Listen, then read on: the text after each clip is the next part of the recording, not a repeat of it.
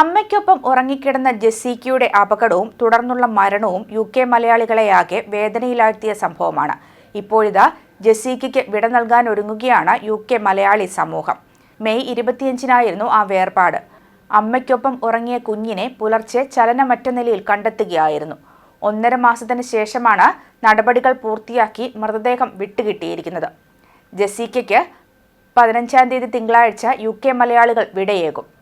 Litin ഹാംപ്ടണിലെ saint Catherine ചർച്ചിലാണ് സംസ്കാരം നടക്കുക. രാവിലെ 9 മണിക്ക് പൊതുദർശനവും തുടർന്ന് സംസ്കാര ശുശ്രൂഷകളും നടക്കും.